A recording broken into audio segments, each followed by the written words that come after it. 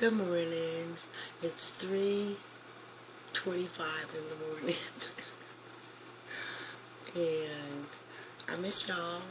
I think about y'all. I wonder if y'all are doing okay. I wonder if you're listening to any of the tapes, any of the videos, whatever. Whatever. Because I'm just trying to help you. I was thinking about the fact that I can't stand that I have to sit right here. I'm claustrophobic. Like a caged animal, kind of, sort of. I don't like looking and seeing my face, you know. It's not an issue, it's just I'm not vain. Well, I'm trying to, like, I don't know, for lack of a better word, connect. I was thinking about happiness. And there are ways to get happiness. But for everything that you gain, you must lose another thing.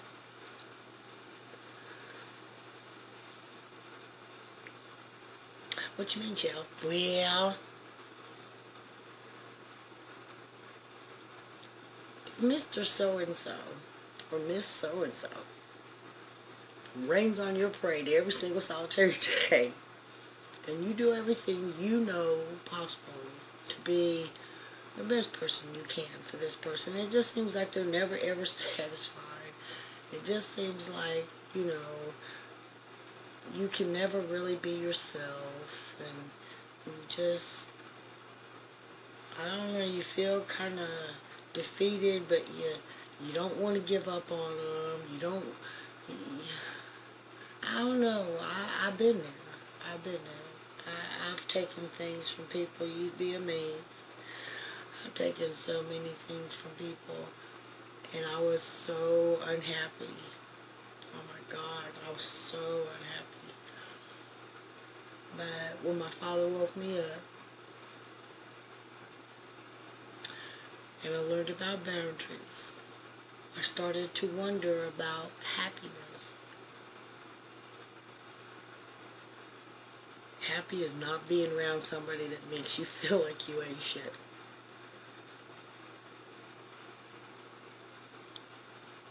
So my recommendation, my suggestion, my coup de grace, as soon as possible get away from that situation, because self-love dictates. It says that you are to value yourself and value your happiness, value your health, and value your wealth of generosity, your wealth of love, your wealth of being. Enjoy. But you have free will. You can just hang out with somebody that treats you like crap and be miserable. You can try. I'm one of those kind of people, I'll give you enough rope to hang yourself or tie me closer to you. And if you piss me off while you're dangling, I'll hit you till I get tired. It's just the way it is. Go run and tell God. It's the way it is. You are responsible for your actions, and you never know who you're bucking up against. You never know. I don't need a gun. I'll cut you with my words. I'll make you cry. As long as I'm telling the truth, it's okay. But like I said, I give you time. See, you have people that have never had nice people in their lives, and so they always assume everybody is like everybody else in their lives, and they'll mistreat you. And you have to be patient with them, because you can see it. I mean, you have to sit back and use your mind. You can see when somebody's been terribly hurt in their life, and all you want to do is just help them. You know your intentions are good, and all you want to do is just help them, but they strike out. Hurt people hurt people. We all know that. Okay? So you have patience with them. I wouldn't suggest getting into a relationship with them, because then, of course, you get emotionally involved a little bit deeper, and those hurts hurt a little bit more. But nonetheless, we ain't perfect. I did it, you'll do it, we all do it, whatever. It happens. You learn what you don't want from situations like that, if nothing else. You learn to recognize the characteristics that you don't want, if nothing else. Always try to count your blessings. Always try to do that. It'll save you some days.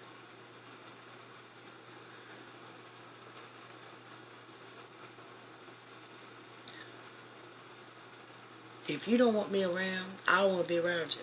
And I'm not going to tell you I don't want to be around you.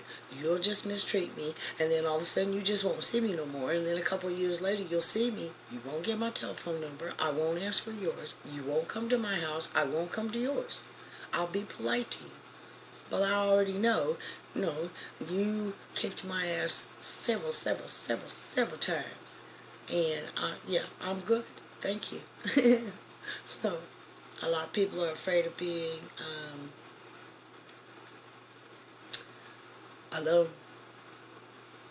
Honey, I'm going to tell you this. If you'd rather be with somebody and be miserable every single solitary day, rather than be by yourself and go out and meet new people and then decide whether or not they're going to be a positive or a negative in your life, and, you know, start plucking stuff like you're picking flowers for a bouquet that you're going to put on your center table in the living room. I don't know. Start making better choices. If you're good to a person and they're bad to you, you're the good person. Walk away. Don't make them look.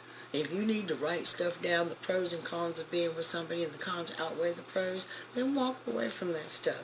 It doesn't mean that your love wasn't good. It doesn't mean that you weren't good. It doesn't mean that you weren't worthy. It means that they were too corrupt. It means that they didn't deserve you, and that means that you're supposed to move on.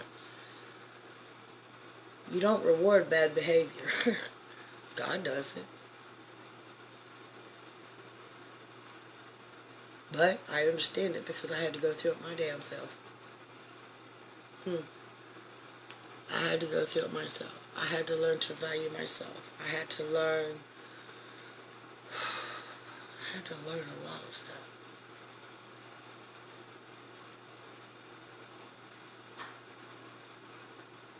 You deserve so much, but you've got to believe in yourself.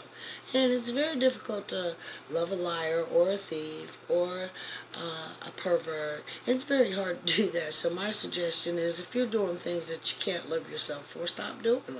Oh my God.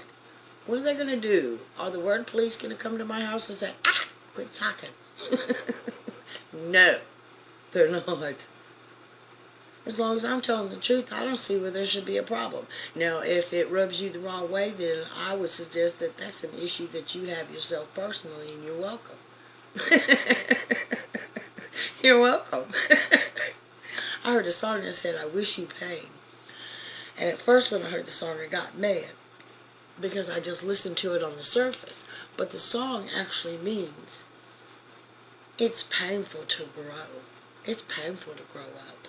It's painful to accept your wrongs. It's painful to accept your shadow side, your darker side. It's painful. It's fixable too. But it's painful. Cry, snort, oh my Lord, gasp. Oh. But it's painful. But at the end of that pain, you have grown. A lot of you, I don't know how old anybody is that watches this, and I'm really too concerned, as you can tell by my vernacular.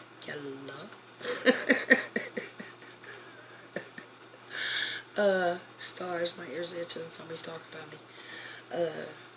But you grow in your sleep. And to emotionally grow, you grow when you wake, when you're conscious, when you're thinking, when you're putting yourself in somebody else's position, when you're understanding yourself. You say, well, Shell, you're a little on the lazy side. Yes, I am lazy, but I am not dirty.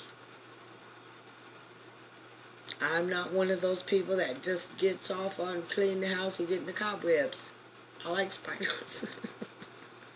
Although I do have to do my walls because spring is coming, and I had a spider on the wall in the kitchen this morning, so I need to get all the old houses out so they can put the new houses up, because they will not they will not use somebody else's old dusty house.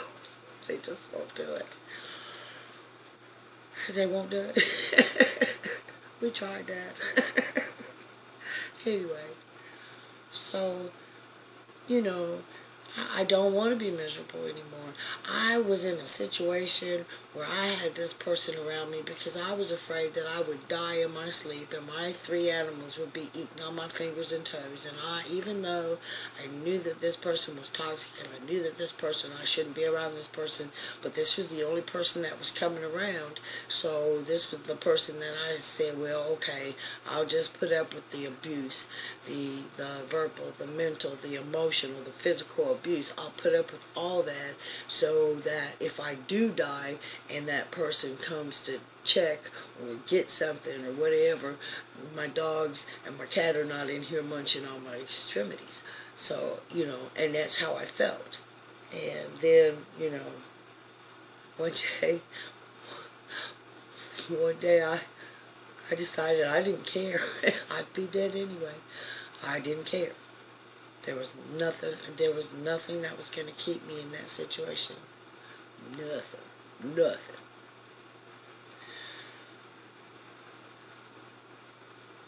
Being alone gives you a chance to see who you really are underneath all the different opinions, oppressions, suppressions, dictates, mandates, prejudices, and suggestions from anybody else.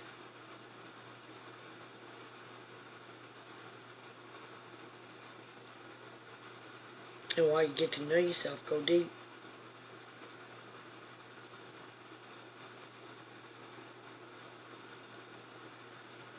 Can you do better? The answer is yes, you can, but free will. Do you have to suffer abuse? No, you don't. But the answer is you have free will.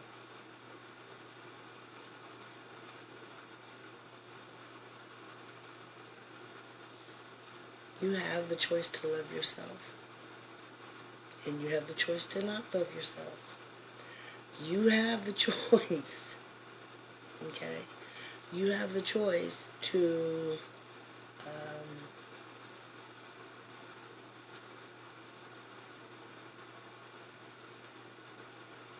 be a part of the solution or be a part of the problem. You have that choice. Love's never going to force. So if you're trying to force somebody to love you, it's not love. At least from their side.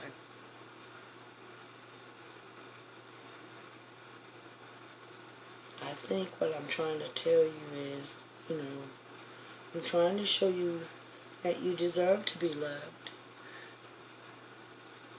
But if you yourself don't believe it, you won't believe it when it happens. And you'll take just any old damn thing and say that's what I must deserve. When you love yourself, you be like, oh, no. No, you're not going to keep using me. Oh, no, you don't love me. I love you, but I'm not in love with you. I have people, they be like, I be done cut them loose. Look, and I'm gracious about it. I'm polite about it. You hurt me so many different times.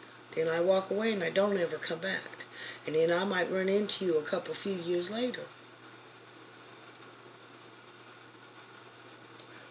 I'm repeating that.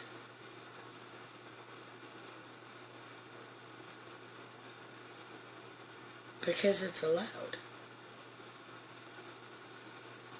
You don't have to be around anybody that mistreats you. Like the song, where is the love? Where is the love right now? Shh. Honey, if you got to ask all that, must not be none. Next, keep moving. And if they want to be bothered with you, they know how to act. Right? If they don't know how to act, they don't want to be with you. Right? Okay. Love you.